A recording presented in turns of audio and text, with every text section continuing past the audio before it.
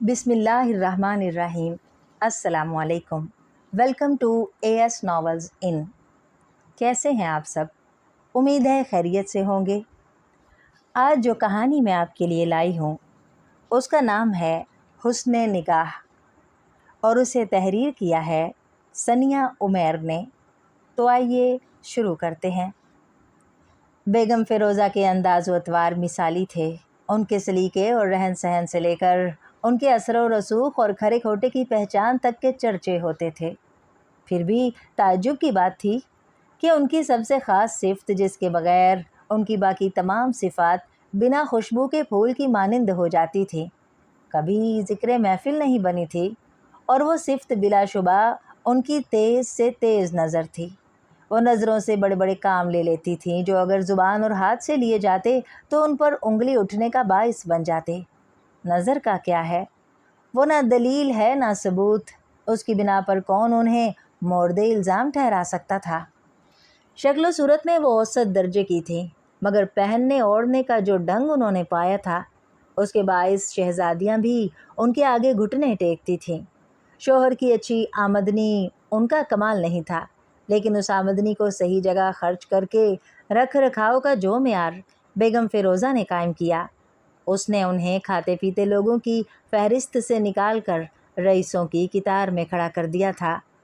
घर चमकाने के लिए मुलाजिम थे, बच्चों की निगहदाश्त के लिए छान फटक कर आया रखी हुई थी। खानसा माँ इतना वफादार था कि मानो घर का फ़र्द है। फिर बेगम फ़िरोज़ा के ठाट बाट में कमी क्यों कराती? जिनके नसीब में सोफ़े पर बैठकर हुक्म देना लिखा होता है, उनके अंदाज में जितनी भी सख्ती हो उनके हाथों में नहीं छलकती। चूल्हे की तपिश से दूर रहने के बाइस उनका मिजाज ठंडा होना भी फितरी था, लेकिन अक्सर उनका ये मिजाज सर्द भी पड़ जाता था। ये भी उसी फितरत का नतीजा था जिसने उन्हें अमीर गरीब की तफरीक घोल कर पिलाई थी, और वह उसके हाथों भी मजबूर थीं। कुछ सूफियाना तबीयत लोग इस फितरत के घोड़े को ज़ेर करने को जिहाद समझते हैं, मगर बेगम फ़िरोज़ा ने हैसियत के पुजारी बनने को ही वतीरा बना डाला। वो रिश्तेदार जिनका मालो दौलत और उठने बैठने का अंदाज़ अपने से हेच लगता, उन्हें देखकर वो निगाहों में ऐसी बेइतनाई बरतती कि सलाम के बाद दूसरी बात करने की अगले में हिम्मत ही ना होती। एक दफ़ा एक दूर की अजीज़ा अपनी बेटी के साथ मिलने आ गई। शोहर की ज़िंदगी में वो खातून भी अच्छी खासी अमीर थीं, लेकिन तब भी उनका रहन सहन बहुत सादा था, इसलिए वो बेगम फ़िरोज़ा के मेयार पर कभी पूरी नहीं उतरी। अब उनकी बेटी ने बेगम फ़िरोज़ा के करीब ही घर लिया था तो रिश्तेदारी के नाते मिलने चली आईं। बेगम फ़िरोज़ा ने पूरी मुलाकात में सारी तवज्जो उनकी खाती पीती अमीर बेटी पर ही रखी। उन खातून पर एक निगाह न डाली, मानो वो वहाँ है ही नहीं। वो बेटी भी बेगम फ़िरोज़ा की ज़ुबान से डायमंड ज्वेलरी के किस्से सुनकर ऐसी गई कि बेगम साहिबा के लाख दावत देने पर भी दोबारा ना पलटी। फिर भी बेगम फ़िरोज़ा ने अपनी रविश ना बदली। शोहर के रिश्तेदारों की आमद तो कम ही औरतों के हलक से उतरती है, इसलिए जेठानी के कम सूरत सादा तबीयत लड़के बेगम फ़िरोज़ा की आंखों में जचते नहीं थे। वो बच्चे बिना बाप के परवान चढ़ रहे थे और चचा में बाप की सूरत देखते थे। बेगम फ़िरोज़ा ने अपनी पसंद नापसंद की आंख मचोली जारी रखी। खुद रोबदार चची बनी रही, लेकिन शोहर को बाप सिफ्त चचा बनने से भी ना रोक पाईं। रिश्तों में लगे पैबंद ज़्यादातर ग़ुरूब आफ़ताब के बाद के सुरमई आसमान के साए तले रहते हैं, जो तब तक नज़र नहीं आते जब तक उन पर गौर न किया जाए। इसलिए उनकी ज़िंदगियां भी गुजरती रहीं। ये तो जब उनकी जिठानी ने अपने लड़के के लिए उनकी बेटी का हाथ मांगा तो मिजाजों का फ़र्क वाज़िह हो गया। बेगम फ़िरोज़ा इतनी नादान न थी। चंद सालों से जिठानी का मिजाज भांप रही थी और अपने घर का माहौल इस सूरत हाल के लिए पहले से तैयार कर रखा था। शोहर के साथ हर खुशी गमी में जेठानी के घर ज़रूर जाती और वापसी पर मौसम का हाल अहवाल बयान करते जिक्र कर देती कि भाभी के लड़के चाय की चुस्की लगाते हैं तो आवाज़ आती है। अक्सर ही उनके ठट्ठे लगाने के भोंडे अंदाज को ज़ेरी मौजू लाती, और कभी कुछ ना मिलता तो उनकी शक्लें और आदतें उनके सामने ही अपने मुलाजमों से मिलाने लगती। जेठानी के सबसे होनहार बेटे असद की तो वैसे ही उन्होंने अपने शोहर के सामने खूब मट्टी पलीद कर रखी थी। असद होनहार था तो जज्बाती भी था, अंदाज में खलिंडरापन था। दोस्तों के साथ घूमता, सिनेमा जाकर फिल्में देखता, सियासी जलसों में भी शिरकत कराता। फिर सोने पर सुहागा उसकी नौकरी भी शहर से सैकड़ों मील दूर लगी। जेठानी को तो अपनी तरबियत पर यकीन था। उठते बैठते अपने बच्चों की बलाई लेती। बेगम फिरोज़ा के पास उसका भी तोड़ था। एक रोज़ शोहर से कहने लगी, आपकी भाभी आज असद को कुछ ज़्यादा ही याद कर रही थी। खुदा जाने वहाँ जाकर माँ को फ़ोन करता भी है कि नहीं। बेटा है, माँ याद तो करेगी ही। भाभी बता रही थी कि असद ने गाड़ी भी ले ली है। होनहार भतीजे के जिक्र पर उनके शोहर का सीना फ़ख्र से फूलने ही वाला था कि बेगम फिरोज़ा ने सुई की नोक जैसा तेज़ जुमला कहकर सारी हवा निकाल दी। फजूल खर्च तो हमेशा से था, सारी जमा पूंजी उधर ही लगा दी होगी। माँ की हथेली पर धेला नहीं रखता होगा। इसलिए जब रिश्ते का बाकायदा जिक्र चल निकला तो उसका इनकार उनके शोहर के मुंह से ऐसा निकला कि किसी को शक भी ना हुआ कि इस फैसले में बेगम फिरोज़ा का कितना हाथ कार फरमा रहा है। फिर जोड़े तो आसमानों पर बनते हैं। उनकी बड़ी बेटी की भी बहुत अच्छी जगह शादी हो गई और असद को भी पढ़ी लिखी खुश शक्ल बीवी मिल गई। ऐसे मौक़ों पर दुनिया ये भी देख लेती है, अपने रुतबे का मान और अंदाज पर फ़ख्र। एक तरफ बेगम फिरोज़ा इतने छोटे दिल की भी ना थी कि किसी की मदद करते हुए जान जाए। असद की शादी के इंतज़ामात में उन्होंने जेठानी की हर तरह मदद की। जेवर कपड़ा जदीद ढंग का बनाया कि लोग अश कर उठे। खुद बेगम फिरोज़ा ने जब तीखे नकूश वाली नाजुक सी दुल्हन को देखा तो नज़रें न हटा सकीं।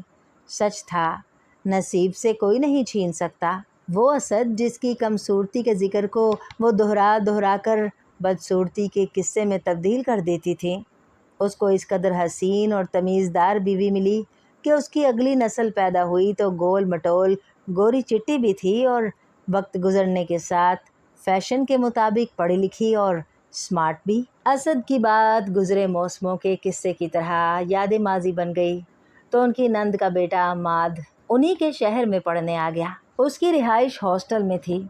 हॉस्टल पढ़ने आ गया। वो वीकेंड और दूसरे मौक़ों पर बाकायदा मामू से मिलने आता। बेगम फिरोज़ा के अपने बच्चे भी उनकी तरह तमीज़ तहजीब वाले थे।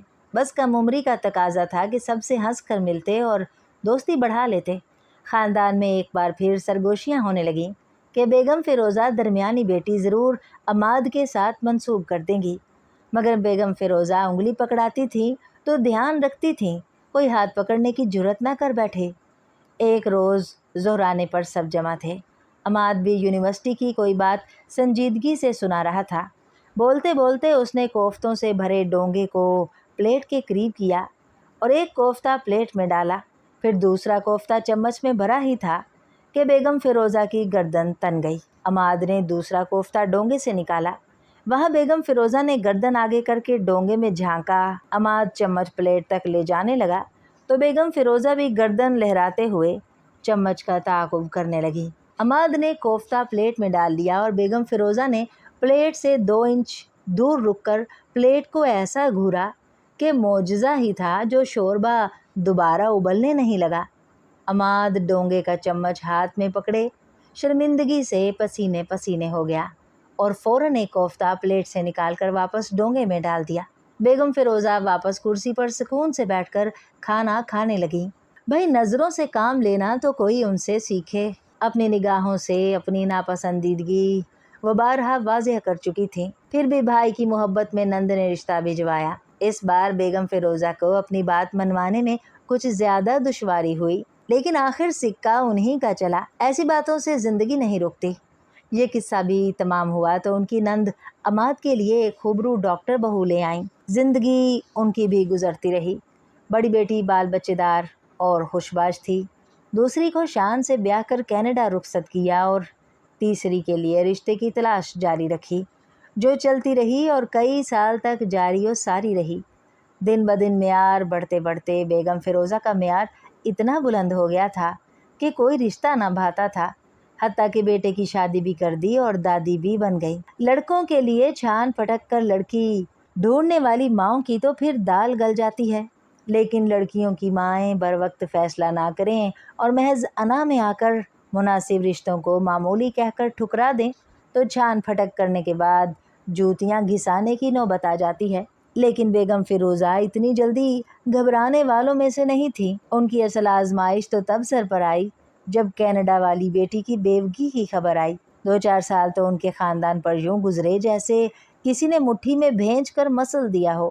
پھر ہوش آنے لگا تو اس صورتحال کا سنہری پہلو دکھنے لگا۔ بیٹی بیوہ تھی مگر ایک ترقی یافتہ ملک میں تھی، جہاں کے قانون کے مطابق سسرال والوں کے نہ چاہتے ہوئے بھی شوہر کی ساری جائیداد کی مالک بن گئی تھی۔ خوشحال تھی اور خود کفیل بھی۔ سال میں ایک دفعہ بیگم فیروزہ بھی بیٹی کے پاس چکر لگا آتی اور چھوٹی بیٹی تو مہینوں بہن کے پاس رہتی۔ بیگم فیروزہ تو مطمئن تھی، پر ان کے شوہر رہے دقیانوسی آدمی۔ ان کا زاویہ نگاہ ہی اور تھا۔ انہیں تو بال بچے، شوہر، گھرداری کے بنا اپنی بیٹیاں اجڑی ہوئی ہی نظر آتی تھیں۔ اب تو ریٹائر بھی ہو گئے تھے۔ فارغ بیٹھتے تو ماضی کے فیصلوں کی جمع جوڑ کرنے لگتے۔ ان کے پچھتاووں کی آہیں بیگم فیروزہ کو تانوں کے نشتر لگتے۔ وہ سمجھتی کہ انہی کو سنانے کی غرض سے برے فیصلوں کی زبانی فہرست بنائی جاتی ہے، اس لیے کڑوے گھونٹ پی پی کر رہ جاتی۔ ایسے ہی کسی روز بڑے دنوں بعد اسد کی آمد ہوئی۔ شکل و صورت اور انداز میں عمر کے علاوہ کوئی تبدیلی نہیں آئی تھی۔ ویسے ہی جھک جھک کر چچا سے باتیں کرتا رہا، لیکن سوٹ بوٹ پہنے وہ کہیں سے گلیوں میں آوارہ گردی کرنے والے اس لڑکے سے میل نہیں کھاتا تھا جس کو بیگم فیروزہ ناپسند کرتی تھی۔ بہت دیر تو وہ صرف اسے دیکھے ہی گئیں جیسے نظروں کا دھوکہ ہو رہا ہو، پھر اپنی نظروں کو پرکھنے کے لیے ایک اور نگاہ ڈالتیں تو یقین سا ہونے لگتا کہ واقعی اسد اس قدر باوقار ہو گیا ہے۔ دیکھ دیکھ کر ان کی نظریں تھکیں تو کان میں آوازیں پڑیں۔ اسد حال ہی میں یورپ سے ٹریننگ لے کر آیا تھا اور اپنی سیاحت کے قصے چچا کو یوں سنا رہا تھا جیسے کبھی پہلے ان سے رمضان اور کرکٹ کی باتیں کیا کرتا تھا، اور اس کے چچا بھی ایسے محو ہو رہے تھے جیسے اس کے شریک سفر رہے ہوں۔ اس پوری نشست میں ایک بیگم فیروزہ ہی تھی جو سر سے پیر تک تل ملا رہی ہو۔ اپنی امی کی زندگی میں ہو آتے، ان کے لیے بھی کچھ تحفے لے آتے، خوش ہو جاتی۔ ان کو تو حسرت ہی رہی کہ تمہاری کمائی سے کچھ ملے۔ تمہارے چچا بھی اس بات پر بڑے خفا رہتے تھے۔ عین نشانے پر تیر چھوڑ کر بیگم فیروزہ چپ ہو گئیں۔ حقیقت تو یہ تھی کہ اسد اپنی کمائی کی پائی پائی ماں کی ہتھیلی پر رکھتا تھا، لیکن بیگم فیروزہ نے سالوں شوہر کے کانوں میں اسد کے خلاف مواد انڈیلا تھا، اور اب ان کی عمر کا تقاضا بھی تھا کہ وہ ہر وقت پشیمانی اور غصے میں رہتے تھے۔ اب بیگم فیروزہ نے اس انداز میں بات کی کہ انہیں لگا جیسے مرحومہ بھابھی کے دکھوں کا ازالہ کرنے کا بار انہی کے کندھوں پر آ گیا ہے۔ ویسے اسد، تم نے اچھا نہیں کیا۔ میری بھابھی بیچاری روتی رہی تمہاری یاد میں، اور تم نے ماں کو جدا ہی کر ڈالا خود سے۔ بس ایک جملے سے شروع ہونے والا قصہ غصے میں لپٹ کر ایسا افسانہ بنا کہ اسد کو لفظوں سے چیر گیا۔ در حقیقت اس کے ذہن میں اپنا جرم بول رہا تھا کہ کبھی بھابھی کو کم حیثیت جان کر رشتے سے انکار کیا تھا۔ اسد اپنی صفائی میں کچھ بولتا تو اپنی مرحومہ بھابھی کی دل آزاری کا ملزم بھی اس کو ٹھہرا دیتے، حالانکہ دنیا جانتی تھی کہ بھابھی کے بیٹے کو داماد نہ بنا کر ٹھکرانے والے وہ خود تھے۔ پھر بڑی عمر کے بھلکڑ پن اور بے لگام طبیعت نے مخلص بھتیجے کے ایسے لتے لیے کہ وہ بھی بوکھلا ہی گیا کہ آخر چچا کو ہو کیا گیا۔ اسد چند سال پہلے دوبارہ اسی شہر میں واپس آ گیا تھا اور چچا چچی سے باقاعدگی سے ملاقات ہونے لگی تھی۔ شروع میں تو بیگم فیروزہ تفریح کے غرض سے شوہر کے ساتھ جاتی اور اسد کی بیوی کو بھی شہر کے اچھے بازاروں کے راستے سمجھاتی۔ فون پر باقاعدہ دعا سلام ہوتی اور اپنے گھریلو ٹوٹکوں سے خوب فیض یاب کرتی۔ پھر جلد ہی انہیں احساس ہو گیا وہ اپنے پاؤں پر کلہاڑی مار رہی ہیں۔ اسد کا سجا سجایا گھر، ادب آداب والی اولاد اور شاہانہ رہن سہن ان کے شوہر کو مرعوب کیے دے رہا تھا، اس لیے فوراً راہ پلٹی۔ اسد کی حیثیت تب بدلے گی جب بیگم فیروزہ اسے کسی لائق سمجھیں گی، اور بیگم فیروزہ کا ایسا کوئی ارادہ نہیں تھا۔ پھر تو یہ معمول بن گیا۔ اسد اور اس کی بیوی آتے تو وہ کوئی ایسا منفی جملہ بول کر شوہر کو بھڑکا دیتی کہ ساری نشست وہ اسد کو لان تان ہی کرتے رہتے۔ آہستہ آہستہ انہوں نے آنا ہی چھوڑ دیا۔ بیگم فیروزہ کے پاس اس پر توجہ دینے کا وقت نہ تھا۔ ان کی اپنی زندگی نئی کروٹیں بدل رہی تھی۔ آخر انہیں اپنی چھوٹی بیٹی کے لیے اپنے معیار کا رشتہ مل ہی گیا تھا۔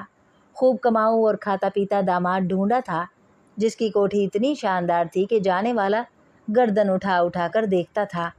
خاندان بھی پڑھا لکھا تھا، کئی رشتہ دار امریکہ میں مقیم تھے۔ ہونے والے داماد کا بڑا بیٹا بھی امریکہ پڑھنے جا چکا تھا۔ 2-4 سال بعد چھوٹا بیٹا بھی چلا جائے گا۔ بس بیٹی تھی باپ کی خوب لاڈلی، لیکن لڑکیوں نے اگلے گھر جانا ہی ہوتا ہے۔ بچوں سے انہیں کوئی خطرہ نہ تھا۔ پہلی بیوی کو فوت ہوئے بھی کئی سال ہو گئے تھے، اس لیے مناسب سمجھ کر رشتہ طے پایا اور شادی ہو گئی۔ بیگم فیروزہ کی طبیعت میں صرف خود پسندی ہی نہیں تھی، خود اعتمادی بھی تھی۔ ان کی بیٹی نے بہت ذمہ داری سے اپنی نئی شادی شدہ زندگی اور اس کی ذمہ داریاں قبول کیں اور ایسے نظر آنے لگی کہ بچوں کی حقیقی ماں ہو۔ بیگم فیروزہ بھی ذمہ داریوں سے سبکدوش ہوئی۔ ان کی تیز نظر دنیا و مافیہ کے بے شمار زاویوں کو دیکھ لینے کے بعد اب جن نظاروں کا سامنا کر رہی تھی وہ ان سے ناآشنا تھی۔ وہ دل کی بات نگاہوں میں چھلکنے سے روک نہیں پاتی تھی۔ بلا شبہ نگاہوں سے دل کا حال کہنے کی روایت انہوں نے دانستہ قائم کی تھی، تاکہ ناپسندیدہ لوگوں کو خود سے دور رکھنے کے لیے زبان کو زحمت نہ ہو، مگر اب اس عادت کو کئی موقعوں پر بدلنا بھی پڑتا تھا۔ سوتیلے نواسے نواسیوں کو دیکھ کر جبراً نگاہوں میں حقیقی نانی سی شفقت لاتی، آدھے گنجے سر والے داماد سے ملاقات کرتے ہوئے والہانہ پن آنکھوں میں سمونے کی جستجو کرتی، پھر بھی اکثر چوک ہو جاتی۔ اب کچھ ان کی طبیعت بھی ناساز رہنے لگی تھی۔ 4 بچوں کی ماں تھی، پوتے پوتیوں والی تھی، پھر بھی بڑھاپے کے باعث تنہائی نے آ گھیرا تھا۔ پہلے صرف پسند کے لوگوں سے بات کرتی تھی، اب تو بات کرنا ہی ناپسند ہونے لگا تھا۔ خاموش رہتی تھیں تو سوچ میں پڑ جاتی تھیں کہ اتنے خاندان کے باوجود انہیں تنہائی محسوس ہوتی ہے تو ان کی بے اولاد جوان بچیاں کتنی تنہا ہوں گی۔ نگاہوں کا زاویہ بدلا تو صحت گرنے لگی۔ ان کی خیریت پوچھنے کے لیے روز کوئی نہ کوئی آ جاتا۔ ان میں وہ سسرالی رشتہ دار بھی آئے جن کے آنے پر وہ خانسا ماں کو کہہ دیا کرتی تھیں کہ صاحب اگر کہیں بھی تو چائے نہ بنانا، بس شربت پلا دینا، کہیں یہ روزانہ نہ آنے لگے۔ اتوار کی ایک صبح عماد اور اس کی بیگم کی بھی آمد ہوئی۔ انہوں نے چند روز پہلے ہی اپنی بڑی بیٹی کی بات طے کی تھی۔ اب چلے آئے کہ ماموں مومانی کا حال بھی پوچھ لیں گے اور بزرگوں کی دعائیں بھی لے لیں گے۔ چوڑے فریم والی اینک اور چند ایک سفید بالوں والا عماد اپنی ازلی میٹھی مسکراہٹ سجائے بیگم کے ہمراہ لاؤنج میں داخل ہوا۔ اس کی بیگم کے دھیمے انداز اور نزاکت سے واضح تھا کہ شوہر نے بہت محبت اور احترام سے اسے رکھا ہے۔ دونوں کے پیچھے ان کی کم عمر خوبصورت بیٹی تھی، جس کے حسین چہرے پر نئی نئی نسبت طے ہونے کی دمک دیدنی تھی۔ اوپر سے اس کی تعلیمی قابلیت اور شخصیت کی اٹھان اس قدر جاذب نظر تھی کہ اس کی خوبصورتی سے بڑھ کر نظر آ رہی تھی۔ وہ ایک بے ضرر سی خوش باش فیملی تھی اور بس، مگر فیروزہ بیگم کو ان میں آئینہ نظر آنے لگا۔ یہ تو وہ لوگ تھے جن کو انہوں نے کبھی کسی قابل نہیں سمجھا تھا، آج وہ معاشرے کے اہم رکن کیسے بن گئے تھے۔ یہ تو اللہ نے رعایا کی صورت بنائے تھے جن کا واحد مقصد اپنی ملکہ کے حکم بجا لانا تھا۔ وقت کیسے پلٹا کہ وہ برابری کی سطح پر کھڑے تھے اور اب ان سے بھی بلند ہو رہے تھے۔ فیروزہ بیگم کی آنکھیں پھٹی کی پھٹی رہ گئیں۔ وقت نے انہیں کئی درس دیے تھے۔ اپنے فیصلوں میں کھوٹ دیکھ کر ان کی خود اعتمادی کو دھچکے لگ گئے تھے۔ ان کے دھتکارے لوگوں کو جب دنیا نے احترام سے سر پر بٹھا لیا تو ان کے غرور میں بھی دراڑیں آئی تھیں۔ اس روز قسمت اپنی ساری صفاقی دکھا گئی۔ اس منظر کو دیکھ کر ان کی نظر نے شکست کھائی تھی۔ وہ پتھرائی نگاہوں سے گنگ بیٹھی رہیں، ان سے نہ نظر ہٹائی گئی نہ ہی ایک لفظ بولا گیا۔ زندگی انہیں آئینہ دکھا رہی تھی اور اب ان میں نظریں پھیرنے کی ہمت ہی نہ رہی تھی۔ وہ تو عماد کے نوالے گنتی تھیں اور اب نوبت اس کی آ گئی تھی کہ اس جیسا کامیاب بزنس مین خود ان کے گھر آیا تو اعزاز محسوس ہوتا تھا۔ بڑی مشکل سے انہوں نے خشک ہونٹوں پر زبان پھیر کر کہا، میں نے خاندان میں کوئی رشتہ نہیں کیا، مگر میرا کوئی کم عمر بیٹا ہوتا تو آپ کی بیٹی کو اس کے لیے مانگ لیتی۔ وہ جملہ کیا تھا، پھوار تھی جو سالوں کی بدسلوکی پر شرمندگی کی طرح برسی تھی۔ بڑی بڑی غلطیوں کا ازالہ ایک جملے سے ہو جاتا ہے اور وہ ایک جملہ بھی عماد کے دل کو موم کر گیا تھا۔ مہمانوں کے جانے کے بعد بھی بیگم فیروزہ سامنے کا منظر اندیکھا کر رہی تھی۔ وقت نے انہیں موقع دیا تھا کہ اپنے اندر کا منظر دیکھیں اور وہ اندر کا منظر دیکھ کر آپ دیدہ ہو گئیں۔ ندامت کے آنسو، سالوں کا غرور آنکھوں سے بہانے لگے۔ بیگم، میں نے اس زندگی میں کسی کا کچھ نہیں لیا، مگر مجھے لگتا ہے کہ میں اسد کا قرض دار ہوں۔ میں اس پر ناحق غصہ کرتا رہا۔ گردن ان کے شوہر کی بھی جھکی ہوئی تھی۔ اس کو فون کر لیں، जितना भी बड़ा अफसर बन गया हो, चचा के फ़ोन पर दौड़ा चला आएगा। कुछ असद का खुलूस था, कुछ अपनी अहमियत पर ज़ोम, जो कायल थीं कि उनके बुलावे को इनकार ना होगा। उन्होंने तमाम उम्र अपने रवैयों से दूसरों को नीचा दिखाया था, जिसका नतीजा था कि तमाम उम्र झुक झुक कर दूसरों को देखा। अब वक्त आ गया था कि अपनी इस्लाह करें, लोगों को अपनी नज़रों में उठने दें ताकि निगाह उठाकर उन्हें देख सकें। इससे पहले कि वो फ़ोन करके असद को दावत देते, फ़ोन खुद बज उठा। असद का बुलावा आ चुका था। उसे अलविदा की मोहलत नहीं मिली थी। वो खाल के हकीकी के बुलाने पर सब छोड़ छाड़ चला भी गया था। अपने हाथों तीनों बेटियां ब्याह गया। वक्त पर फारिग हुआ। बहुत अच्छा हुआ। जनाजे के बाद किसी रिश्तेदार खातून के तबसरे पर बेगम फ़िरोज़ा और उनके शौहर ठिठक सी गए। इस मामले में भी अगर उनका असद से मुवाजना होता तो वो उम्र में बड़े होने के बावजूद छोटे नजर आए। बेगम फ़िरोज़ा तो असद से होने वाली अपनी आखिरी मुलाकात याद करके ज़मीन में गड़ने लगी। लफ्ज़ों की बर्छी से उसकी खाल उधेड़ी थी और मुआफ़ी का मरहम रखने की मोहलत ना मिली थी। बेगम फ़िरोज़ा ने शर्मिंदगी से नज़र झुका ली। अब बकिया ज़िंदगी जब जब उनके शौहर ने असद से मुतल्लिक पछतावों और ज़्यादतियों का जिक्र करना था, उन्हें मरहूम के एहतराम में ज़ुबान को सीकर नज़रें ही झुकानी थीं। डियर लिसनर्स, उम्मीद है आपको ये कहानी पसंद आई होगी। अपनी पसंदीदगी के इजहार के लिए लाइक बटन को प्रेस कीजिए, चैनल को सब्सक्राइब कीजिए और नई आने वाली वीडियोस के लिए बेल नोटिफिकेशन ज़रूर ऑन कर लें। शुक्रिया।